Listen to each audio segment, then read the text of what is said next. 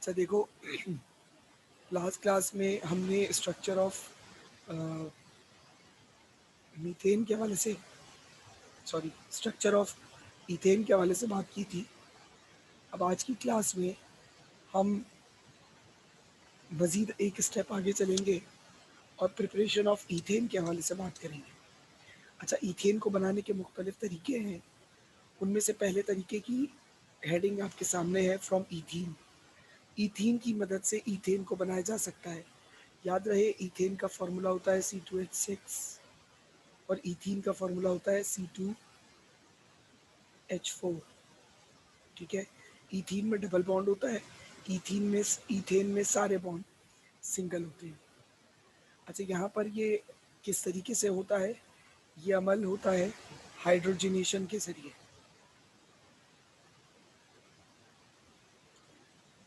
अच्छा, what does hydrogenation means? Hydrogenation means addition of hydrogen. Hydrogenation means addition of hydrogen. Hydrogen का किसी चीज़ में add हो जाना हाइड्रोजनेशन कहलाता है।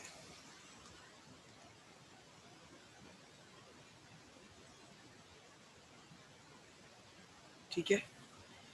अच्छा, अब देखो इथीन क्या है मेरे पास। इथीन का अगर स्ट्रक्चर ड्रॉ करूँ तो CH2 double bond with CH2। इसका रिएक्शन हम करवाते हैं बेटा हाइड्रोजन के साथ। अच्छा, ये रिएक्शन होता है in the presence of nickel at 250 degree Celsius.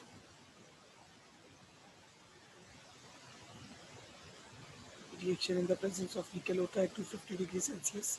अच्छा, एक बात यहाँ पर याद रखने की है कि हाइड्रोजनेशन का अमल जब भी होता है ना, तो उसके लिए निकल कैटलिस्ट का होना ज़रूरी है।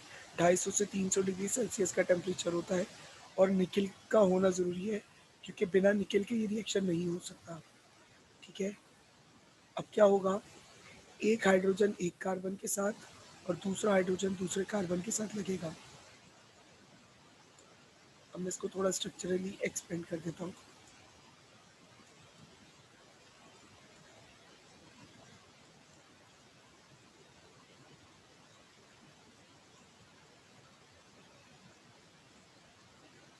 ये जो एक एक कार्बन एक एक हाइड्रोजन आए, ये एक हाइड्रोजन एक कार्बन के साथ ऐड होगा, दूसरा हाइड्रोजन दूसरे कार्बन के साथ ऐड होगा। कुछ सवाल हैं, सर हाइड्रोजन क्यों ऐड हुआ, और जब हाइड्रोजन ऐड हुआ तो सर कार्बन के 5 बॉन्ड हो गए, इस कार्बन के भी 1 2 3 4 5 और इस कार्बन के भी 1 2 3 4 5। सर हमने आपने बताया था कार्बन के 4 बॉन्ड से ज़्यादा नहीं होते। बिल्कुल बेटा, मैंने बताया था और मैं अपनी बात पे कायम भी हूँ। हाइड्रोजन के 4 बॉन्ड से ज़्यादा बॉन्ड नहीं होते। इस इन 2 बॉन्ड्स में से एक बॉन्ड टूट जाएगा जब यहाँ पर दोनों जगह पर हाइड्रोजन लगेगा। अच्छा, एक बात याद रखना कि जब सिंगल बॉन्ड होता है तो वो सिग्मा बॉन्ड होता है। जब पाई बॉन्ड बनता है, जब डबल बॉन्ड बनता है तो वो पाई बॉन्ड होता है। जब ट्रिपल बॉन्ड बनता है तो वो भी पाई बॉन्ड होता है। अच्छा, ये जो पाई बॉन्ड होता है ना, यहाँ पर मैं लिख रहा हूँ, pi bond is a weak bond. Pi bond जो है वो वीक होता है। ठीक है ना, पाई बॉन्ड स्ट्रॉन्ग बॉन्ड नहीं है, बल्कि पाई बॉन्ड एक वीक बॉन्ड होता है जो आसानी से टूट जाता है। ठीक है, तो यहाँ पर भी जो बॉन्ड टूटा ना दोनों कार्बन के बीच का, वो पाई बॉन्ड है, सिग्मा बॉन्ड नहीं है। देखो, पाई बॉन्ड हमेशा बहालत मजबूरी बनता है। ठीक है, कार्बन की हत्तुल इम्कान कोशिश होती है कि वो सिंगल बॉन्ड बना ले, लेकिन अगर वो बेचारा सिंगल बॉन्ड नहीं बना पा रहा तो बॉन्ड तो बनाना ही है ना उसको 4, तो मजबूरी में वो अपने ही जैसे किसी से डबल बॉन्ड बना लेता है। लेकिन जैसे ही उसको वो मजबूरी ख़त्म करने का ज़रिया नज़र आता है, वो फौरी से पहले उस मजबूरी को ख़त्म कर लेता है। जैसे यहाँ पर जब सर हाइड्रोजन ऐड होगा, क्या कह रहे हो बेटा? आवाज नहीं आ रही। आवाज़ नहीं आ रही? किसी को भी नहीं आ रही क्या बेटा? आवाज़ का प्रॉब्लम हो तो मुझे प्लीज़ बता दीजिएगा। कोई बात रिपीट करनी हो तो काइंडली बता दीजिएगा। कल कोई नहीं बोलना कि सर ये टॉपिक समझ नहीं आया, वरना मैं कल बताऊंगा नहीं, मैं पहले बता रहा हूँ। Pi bond is a weak bond. Pi bond जो है बेटा वो एक वीक बॉन्ड होता है और ये आसानी से टूट जाता है और ये टूट के सिंगल बॉन्ड में कन्वर्ट हो जाता है। ठीक है, हमेशा याद रखना, डबल बॉन्ड या ट्रिपल बॉन्ड यानी कि पाई बॉन्ड बहालत मजबूरी बनता है और जब वो मजबूरी ख़त्म हो रही हो तो वो बॉन्ड ख़त्म भी हो जाता है। Is that clear?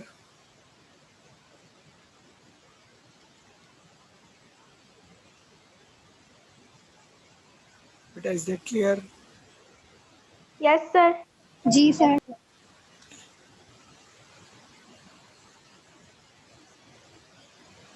फ्रॉम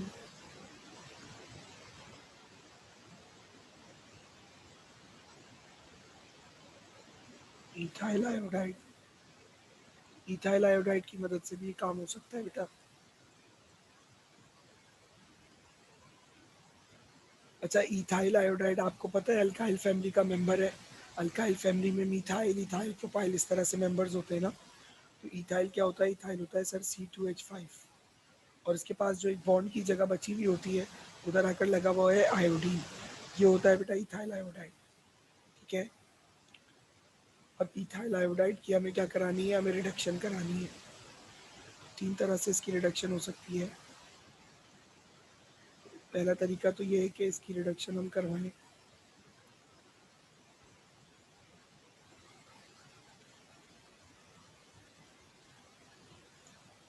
पहला तरीका तो ये है कि इसकी रिडक्शन हम करवाएं मॉलिक्यूलर हाइड्रोजन से। मॉलिक्यूलर हाइड्रोजन से अगर इसकी रिडक्शन कराएंगे तो ये पॉसिबल है। अब ये मॉलिक्यूलर हाइड्रोजन से रिडक्शन का मतलब क्या है? देखो, इथाइल आयोडाइड को मैं लिख रहा हूँ, कैसे लिखूँगा? CH3 CH2 और I। इसका रिएक्शन होगा H2 के साथ। अच्छा, ये रिएक्शन भी in the presence of nickel at 250 degree Celsius होता है। तो क्या होता है कि इधर दो हाइड्रोजन है, इन दो हाइड्रोजन में से एक हाइड्रोजन इधर से आयोडीन को निकाल कर HI बना देता है। और जो दूसरा हाइड्रोजन बनता है वो इस, चूँकि आयोडीन के जाने की वजह से इस कार्बन का एक बॉन्ड कम हो गया है, तो ये जो दूसरा हाइड्रोजन आता है ये इधर अटैच हो जाता है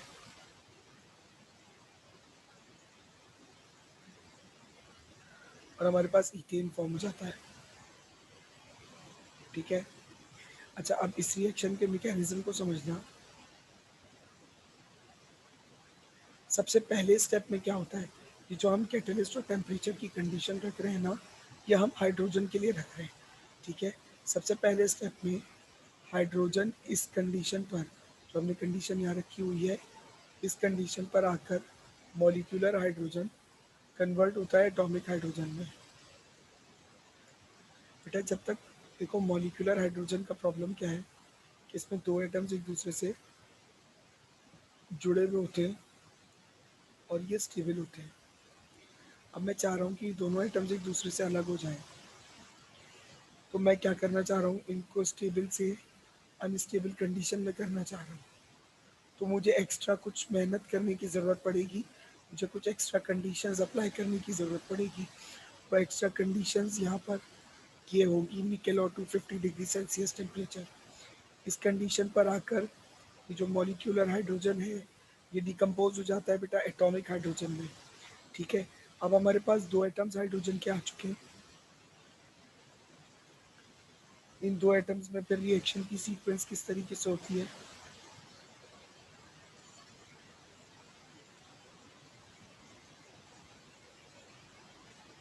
CH2I, दो एटम्स अलग अलग हैं।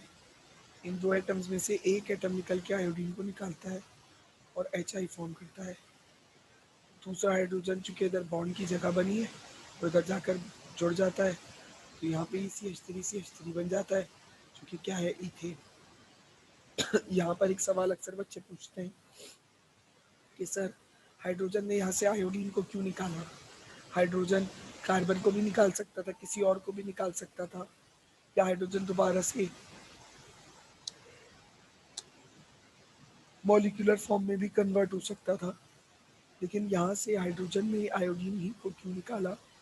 तो बेटा इसका जवाब बड़ा सिंपल है, हाइड्रोजन ने आयोडीन को नहीं निकाला, बल्कि आयोडीन लालची ने कार्बन को छोड़ा है। देखो एक बात मेरी याद रखना बेटा, एक बात मेरी याद रखना बेटा, आयोडीन ना ग्रुप 7A का एलिमेंट है, ठीक है। अच्छा, ग्रुप 7A की इलेक्ट्रोनेगेटिविटी ना सबसे ज़्यादा होती है, सबसे ज़्यादा। अच्छा, जो इलेक्ट्रोनेगेटिव एलिमेंट होता है ना, उसकी ख्वाहिश होती है कि वो या तो या तो कम इलेक्ट्रोपॉजिटिव या तो कम इलेक्ट्रोनेगेटिव एलिमेंट से बॉन्ड बनाए या फिर इलेक्ट्रोपॉजिटिव एलिमेंट से बॉन्ड बनाए। अच्छा, जो एलिमेंट कम इलेक्ट्रोनेगेटिव होता है ना, वो ज़्यादा इलेक्ट्रोपॉजिटिव होता है। यानी इलेक्ट्रोनेगेटिविटी और इलेक्ट्रोपॉजिटिविटी उल्टा है। यानी अगर मैं कह रहा हूँ किसी एटम की इलेक्ट्रोनेगेटिविटी कम है, तो इसका मतलब ये होगा कि उसकी इलेक्ट्रोपॉजिटिविटी ज़्यादा है। और अगर मैं कह रहा हूँ किसी एटम की इलेक्ट्रोपॉजिटिविटी कम है, तो इसका मतलब उसकी इलेक्ट्रोनेगेटिविटी ज़्यादा है, ठीक है ना। तो जो एटम जितना ज़्यादा इलेक्ट्रोनेगेटिव होता है, उसकी ख्वाहिश उतनी ही ज़्यादा इलेक्ट्रो पॉजिटिव एलिमेंट से बॉन्ड बनाने की होती है या उतने ही कम इलेक्ट्रोनेगेटिव एलिमेंट से बॉन्ड बनाने की होती है। कार्बन की इलेक्ट्रोनेगेटिविटी बेटा 2.4 होती है और हाइड्रोजन की इलेक्ट्रोनेगेटिविटी 2.1 होती है। तो इसकी पूरी कोशिश आयोडीन की होती है कि वो कार्बन को छोड़कर आयोडीन के पास चला जाए। सर फिर से बोलिएगा। कौन सी बात बेटा? यही वाली जो अभी आप बता रहे थे। मैंने ये कहा कि जो एलिमेंट जितना ज़्यादा इलेक्ट्रोनेगेटिव होता है, उसकी ख्वाहिश उतने ही ज़्यादा इलेक्ट्रोपॉजिटिव में एलिमेंट से बॉन्ड बनाने की होती है, या फिर आप इसे ऐसे भी कह सकते हैं, उतने कम इलेक्ट्रोनेगेटिविटी वाले एलिमेंट से बॉन्ड बनाना चाहता है। मतलब दोनों बातें एक ही हैं। ज़्यादा इलेक्ट्रोपॉजिटिव का मतलब होता है कम इलेक्ट्रोनेगेटिव, और कम इलेक्ट्रोनेगेटिव का मतलब होता है ज़्यादा इलेक्ट्रोपॉजिटिव। दोनों बातें सही हैं, इसमें कोई प्रॉब्लम नहीं है, ठीक है। सर आयोडीन की इलेक्ट्रोनेगेटिविटी बताएं। आयोडीन की इलेक्ट्रोनेगेटिविटी की वैल्यू बेटा एग्जैक्टली याद नहीं है, मैं आपको देख के बता सकता हूँ अगर आप मुझे 2 मिनट दे दें तो। जी सर। 9 ये मोटो E4 के नाम से क्लास में कौन है? जो भी है अपने ओरिजिनल नेम से आ जाए, या अपना नेम मुझे बताए, वरना मैं आपको क्लास से रिमूव कर रहा हूँ।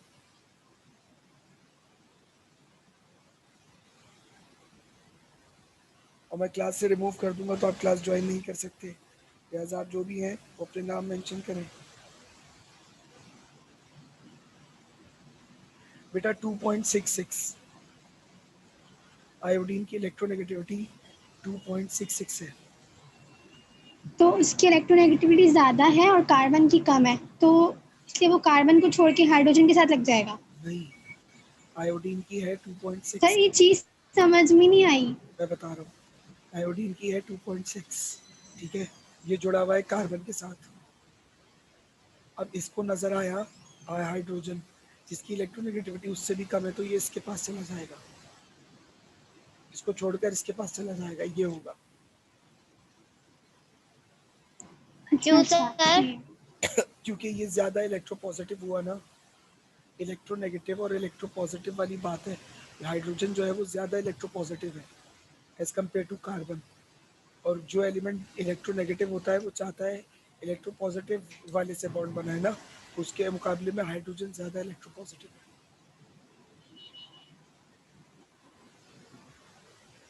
क्लियर है सबको? अरीबा, निमरा? जी सर। ठीक है, फिर आगे चलते हैं। अब इसका जो पार्ट बी है हम वो देख लेते हैं, रिडक्शन विद एटॉमिक या नेसेंट हाइड्रोजन।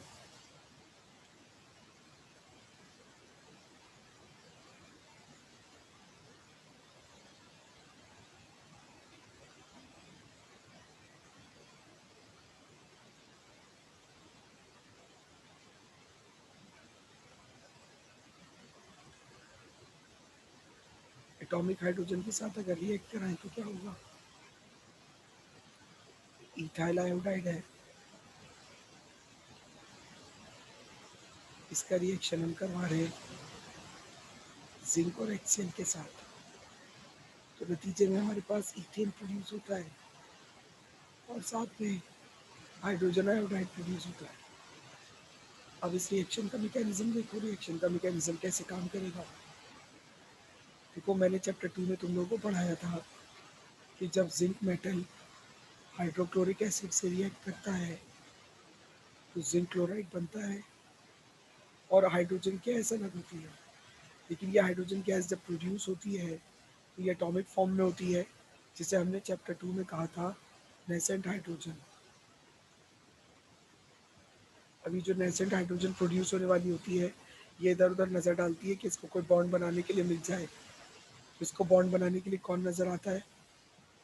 इसको बॉन्ड बनाने के लिए ये नज़र आता है।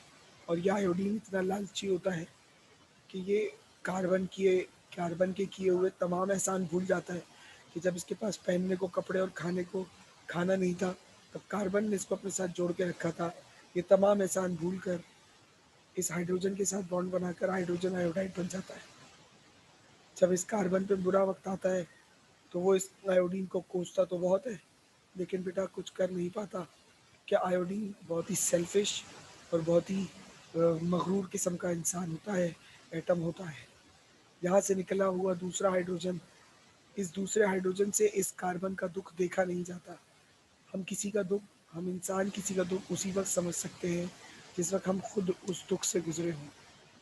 तो ये वाला जो हाइड्रोजन होता है ये इस दुख से गुजर रहा होता है क्योंकि इसके पास कोई बॉन्ड नहीं होता, और ये इस कार्बन के दुख को समझ सकता है कि इसके पास भी कोई बॉन्ड नहीं है। तो ये हाइड्रोजन जो दूसरा वाला होता है वो इसके दुख में बराबर का शरीक हो जाता है बेटा, और ये इथेन बना देता है इसके साथ जुड़ के। रिएक्शन समझ में आया बेटा? Yes sir.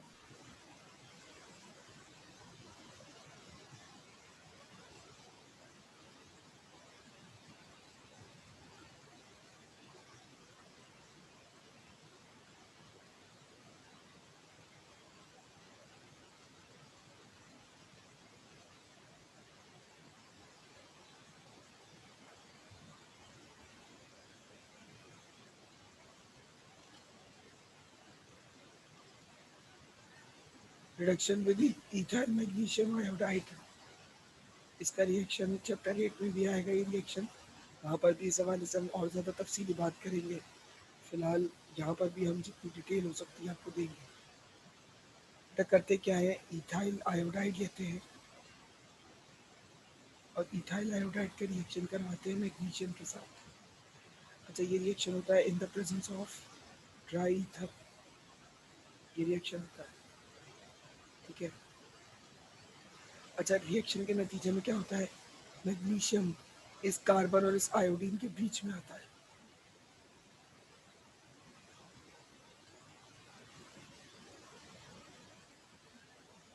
मैग्नीशियम को दो बॉन्ड बनाने होते हैं, मैग्नीशियम ने दोनों बॉन्ड बना लिए इन दोनों के बीच में आकर। अच्छा जब ये बॉन्ड बनता है ना बेटा, तो इसमें चूँकि मैग्नीशियम जो होता है ना वो बहुत ही ज़्यादा इलेक्ट्रोपॉजिटिव होता है, ठीक है, बहुत ज़्यादा इलेक्ट्रोपॉजिटिव होता है मैग्नीशियम। ये रहा मैग्नीशियम, बहुत ज़्यादा इलेक्ट्रोपॉजिटिव होने की वजह से ये यहाँ के कार्बन को इलेक्ट्रोनेगेटिव बना देता है। वैसे अमूमी तौर पर यहाँ पर जैसे अगर बात करें तो कार्बन इलेक्ट्रोपॉजिटिव होता है। सर यहाँ पर कार्बन इलेक्ट्रोपॉजिटिव क्यों है? क्योंकि इस कार्बन के मुकाबले में आयोडीन बहुत ज़्यादा इलेक्ट्रोनेगेटिव होता है, मतलब बहुत ज़्यादा इसकी वैल्यू है। सिंपल सी बात है, अभी लिखी भी है, कार्बन की वैल्यू 2.4 है और आयोडीन की वैल्यू 2.6 है। आयोडीन इज़ मोर इलेक्ट्रोनेगेटिव, इस पर पार्शियल पॉजिटिव आ गया, इस पर पार्शियल नेगेटिव। लेकिन जब हम मैग्नीशियम की बात कर रहे होते हैं तो मैग्नीशियम की इलेक्ट्रोनेगेटिविटी की वैल्यू 1.3 समथिंग कुछ होती है। तो 1.3 इसकी इतनी कम वैल्यू होती है कि ये कार्बन को ना पार्शियल नेगेटिव बना देता है, खुद पार्शियल पॉजिटिव की सूरत में सामने आता है, क्योंकि कार्बन के मुकाबले में इसकी जो इलेक्ट्रोनेगेटिविटी वो बहुत कम है। तो जिसकी इलेक्ट्रोनेगेटिविटी ज़्यादा होती है वो नेगेटिव होता है, जिसकी कम होती है वो इलेक्ट्रोपॉजिटिव होता है, ठीक है ना। तो यहाँ कार्बन इलेक्ट्रोनेगेटिव बन गया, इसे कहते हैं बेटा इथाइल मैग्नीशियम आयोडाइड। इस कंपाउंड इथाइल मैग्नीशियम आयोडाइड का जब हम रिएक्शन करवाते हैं वाटर के साथ तो वाटर में पार्शियल पॉजिटिव और पार्शियल नेगेटिव आयंस होते हैं, ठीक है। अच्छा, अब चूंकि मैग्नीशियम पार्शियल पॉजिटिव होता है और आयोडीन पार्शियल नेगेटिव होता है, मैग्नीशियम की मोहब्बत कार्बन से कई गुना ज़्यादा OH की तरफ होती है बेटा। जैसे ही इसको OH नज़र आता है ना, तमाम रिश्ते नाते तोड़कर OH के पास आता है बॉन्ड बनाने के लिए। इससे ये बॉन्ड बना लेता है। इस कंपाउंड का नाम होता है हाइड्रोक्सी मैग्नीशियम आयोडाइड, ठीक है। अच्छा, जब मैग्नीशियम आयोडाइड यहाँ से चला गया बॉन्ड तोड़कर, तो ये कार्बन फिर से पुरानी वाली कैफियत में आ गया। और इस कार्बन का दुख सिर्फ यही पॉजिटिव हाइड्रोजन समझ सकता है, क्योंकि इसके साथ भी यही हुआ है, इसके पार्टनर ने भी इसको धोखा दिया है। तो अब ये दोनों आपस में बॉन्ड बना लेंगे और ईथेन फॉर्म हो जाएगा। रिएक्शन का मैकेनिज्म समझ में आया? Yes sir. अच्छा, अभी ना सेकेंड ईयर B की क्लास में मुझसे एक सवाल हुआ कि सर आपने यहाँ पर जो रिएक्शन समझाए हैं वो इतने इतने मतलब एक्सपेंड करके इतना डिटेल में बॉन्ड बना बना कर समझाएं। सर नोट्स में तो बड़ा छोटा छोटा फार्मूला की सूरत में लिखा हुआ है, तो हम कैसे करें? तो मेरा जवाब होगा बेटा जैसे मैं करा रहा हूँ ऐसे करना, क्योंकि ऑर्गेनिक रिएक्शंस में मैकेनिज्म काउंट होता है। इनऑर्गेनिक में भले ही छोटा छोटा लिख कर आ जाना, मतलब मैकेनिज्म भले ही मत लिखना, लेकिन ऑर्गेनिक में काउंट होता है, तो इसलिए ऑर्गेनिक में लिखना भी ज़रूरी है। तीसरा है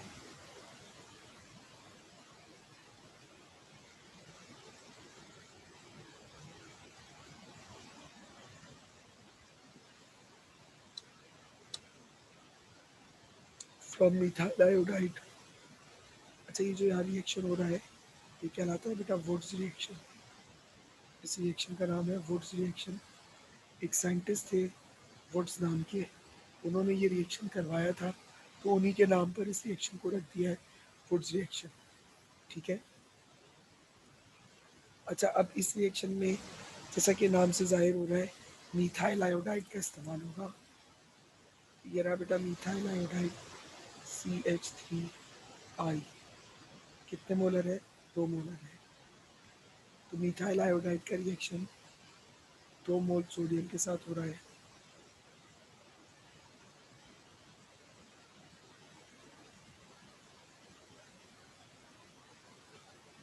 यहाँ ये रिएक्शन भी बेटा ड्राई ईथर की प्रेजेंस में होता है और नतीजे में CH3 बॉन्ड विद CH3 बनता है और NaI बनता है। अब ये बात सर समझ नहीं आ रही है क्या हुआ, कैसे हुआ, क्यों हुआ?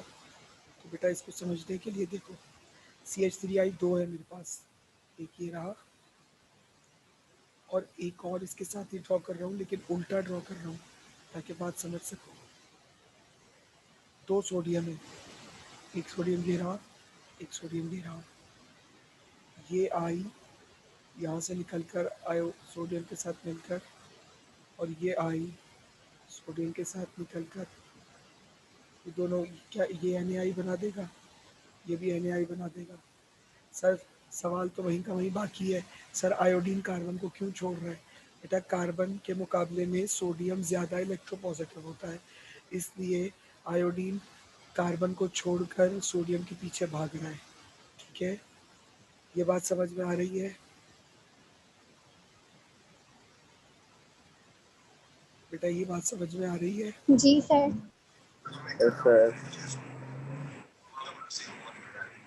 जूम यूज़र कौन है भाई?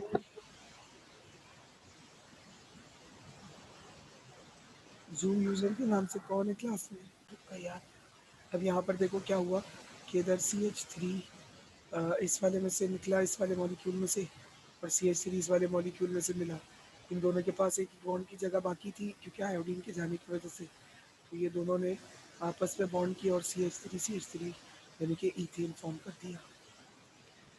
कोई सवाल या कन्फ्यूजन बेटा?